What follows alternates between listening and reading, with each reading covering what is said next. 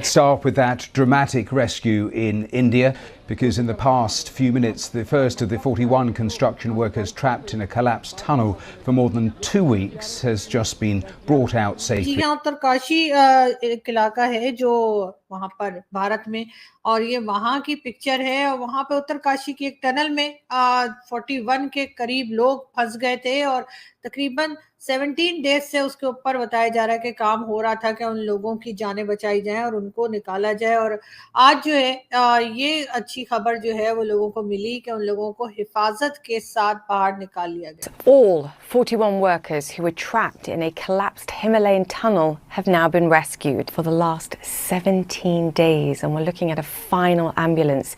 It seems they're outside of that tunnel entrance. बड़ा लंबा procedure था, बहुत दिनों से ये न्यूज़ हम देख रहे थे, और आज मतलब बहुत से लोग तो शायद नाउम्मीद भी हो गए होंगे, लेकिन जिसे कहते हैं ना कि उम्मीद नहीं छोड़नी चाहिए। हमें क्यों नहीं बुलाया, जबकि हम भी एक मुस्लिम देश हैं और हमारे पास एटम बम है।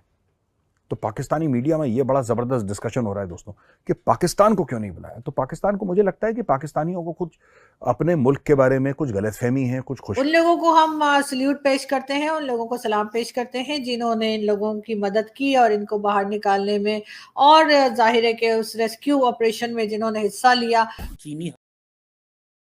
नमस्कार दोस्तों, उत्तराखंड में 17 दिन से फंसे हुए मजदूरों को मंगलवार को सफलतापूर्वक बाहर निकाल लिया गया, जिसमें ड्रिल मशीन से जो गड्ढे किए गए उसमें मैनुअली मलबा फेंकवाया गया। उसके बाद सफलतापूर्वक उन मज़दूरों को बाहर निकाला गया, 41 मज़दूरों को, जिसमें से 15 मज़दूर झारखंड के थे। सबसे ज़्यादा झारखंड के ही थे नागरिक उन मज़दूरों में, जिनको बहुत ही सफलता से बाहर निकाल लिया गया। बाहर निकालने के बाद उनके घर वाले भी बाहर खड़े हुए थे कपड़े और खाना वगैरह लेके, जबकि उनको हॉस्पिटल भेजा गया मज़दूरों को। उसके बाद 17 दिन से फंसे हुए वो मज़दूर बाहर निकल के बहुत ही ज़्यादा खुश थे, और ये बात पीएम मोदी को भी बताई गई, तो उन्होंने भी अपनी खुशी जाहिर की कि वो बहुत खुश है कि उन मज़दूरों को बाहर निकाला गया। 17 दिन तक वो अंधेरे एक सुरंग में फंसे हुए थे, जिसकी वजह से उन्होंने क्या क्या प्रॉब्लम फेस की होगी वो वही जानते हैं। तो चलिए देखते हैं क्या रिएक्शन है मीडिया का, और चलते। आप ये पिक्चर देखिए, उत्तरकाशी, जी हाँ, उत्तरकाशी एक इलाका है जो वहां पर भारत में, और ये वहां की पिक्चर है। और वहां पे उत्तरकाशी की एक टनल में 41 के करीब लोग फंस गए थे, और तकरीबन 17 डेज से उसके ऊपर बताया जा रहा है कि काम हो रहा था कि उन लोगों की जानें बचाई जाएं और उनको निकाला जाए। और आज जो है ये अच्छी खबर जो है वो लोगों को मिली कि उन लोगों को हिफाजत के साथ बाहर निकाल लिया गया। बड़ा लंबा प्रोसीजर था, बहुत दिनों से ये न्यूज़ हम देख रहे थे, और आज मतलब बहुत से लोग तो शायद नाउम्मीद भी हो गए होंगे, लेकिन जिसे कहते हैं ना कि उम्मीद नहीं छोड़नी चाहिए, पॉजिटिव सोचना चाहिए। तो बिल्कुल हमने देखा कि तकरीबन 17 डेज के बाद जो है इन लोगों को निकाल लिया गया, जिंदा निकाल लिया गया, और यकीनन इनकी फैमिलीज भी बहुत खुश होंगी और ये लोग खुद भी बहुत एक्साइटेड होंगे। ये देखें, ये वीडियो भी एक क्लिप भी आया, वीडियो क्लिप भी है, और आप देख सकते हैं। तो खैर मैं बिल्कुल उन लोगों को हम सल्यूट पेश करते हैं, उन लोगों को सलाम पेश करते हैं जिन्होंने इन लोगों की मदद की और इनको बाहर निकालने में, और जाहिर है कि उस रेस्क्यू ऑपरेशन में जिन्होंने हिस्सा लिया उन सबको यकीनन जितने भी हिंदुस्तानी हैं, बल्कि जितने भी दुनिया के लोग हैं, उन सबको उनसे कुछ ना कुछ सीखना चाहिए, उनको सल्यूट पेश करना चाहिए और उन्हें सलाम पेश करना चाहिए कि उन्होंने जो है इतने लोगों की जानें बचाई, जो कि एक बहुत बड़ा काम है। आगे बढ़ते हैं हम आपको बता दें कि जी इमरान खान की पार्टी में से तरह तरह की बातें आ रही हैं। उनमें से कुछ का ये भी कहना है कि इमरान खान साहब जो है पीटीआई यानी कि पाकिस्तान तहरीक इंसाफ, जो इमरान खान साहब की पॉलिटिकल पार्टी है, शायद इमरान खान जो है उसमें से जो अपनी चेयरमैनशिप है शायद उसको छोड़ दें और चेयरमैनशिप के लिए किसी और को आगे आना हो। अब कौन आएगा, कई नाम सामने आ रहे हैं। उसमें ये भी कहा जा रहा है कि इमरान खान की जो बहन है यानी कि अलीमा खान रिया, वो भी हो सकती हैं, और साथ साथ बुशरा बीबी का नाम भी सामने आ। हमें क्यों नहीं बुलाया, जबकि हम भी एक मुस्लिम देश हैं और हमारे पास एटम बम है। तो पाकिस्तानी मीडिया में ये बड़ा जबरदस्त डिस्कशन हो रहा है दोस्तों कि पाकिस्तान को क्यों नहीं बुलाया। तो पाकिस्तान को, मुझे लगता है कि पाकिस्तानियों को कुछ अपने मुल्क के बारे में कुछ गलतफहमी है, कुछ खुशफहमी भी है। इनको पता नहीं क्या लगता है कि ये जाएंगे, लोग हाथों हाथ लेंगे। ये जाके करते भी क्या पाकिस्तानी वहां पे? अगर चाइना बुला भी लेता, ये देखता कि 4-5 मुर्गे फंसे, उनसे भीख मांगता पाकिस्तान। एंड में तो पाकिस्तान ने हाथ को तो ऐसे ही करना था ना। पाकिस्तान का हाथ कभी ऐसा तो रहता नहीं है। पाकिस्तान ने आज तक कभी किसी को कुछ दिया नहीं है, ठीक है। पाकिस्तान ने हर समय लिया है, थोड़ा दे देते हैं, 4 डब्बे बिस्किट के दे दिए तो उसका ऐसा गुणगान करते हैं कि जैसे पता नहीं कौन सा इन्होंने भंडारा खोल दिया होगा गरीबों के लिए। जेंटलमैन, आप देख लीजिए ना, पाकिस्तान के आने से कोई चीज भली नहीं होती, बुरी ही होती है। तो ये चीज है जो मैं आपको बताना चाह रहा था। मीटिंग हुई है चाइना में जिसमें पाकिस्तान को नहीं बुलाया और पाकिस्तानी भैया बहुत अपसेट हैं इस चीज को लेके। अच्छा, वैसे तो पाकिस्तान में भी यही है कि जो, लेकिन यहाँ पे क्या होता है, यहाँ पहले मस्जिद बनाई जाती है। देखिए यहाँ पे भी ऐसे ही, जहाँ पहले मस्जिद बनाई जाती है बाद में बताया जाता है। अब जारी बात है, हालात बदल गए हैं, पहले बताना पड़ता है। माजी में ऐसे नहीं हुआ करता था। पहले मस्जिद बनाई जाती थी, फिर हुकूमत को बताया जाता था जी ये मस्जिद बनी हुई है। बस इनका एक है शिंगजियांग, उसके अंदर 2/3 जो मॉस्क थी उनको डिस्ट्रॉय कर दिया गया था।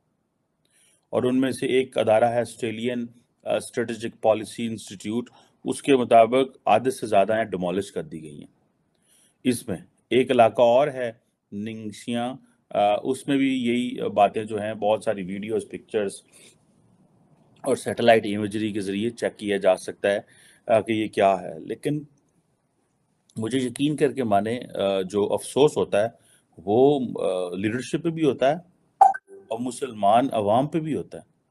मतलब आप कैसे ही ये डबल गेम कर सकते हैं कि एक तरफ आप ये कहें जनाब कि ऐसी तो ये काम अमेरिका करे तो ठीक है, ये काम अमेरिका करे तो ठीक है, लेकिन ये काम हम चीन करे तो कोई गल नहीं, खैर है, साडा भरा है चीन। और किसी तरफ से कोई जवाब नहीं आएगा।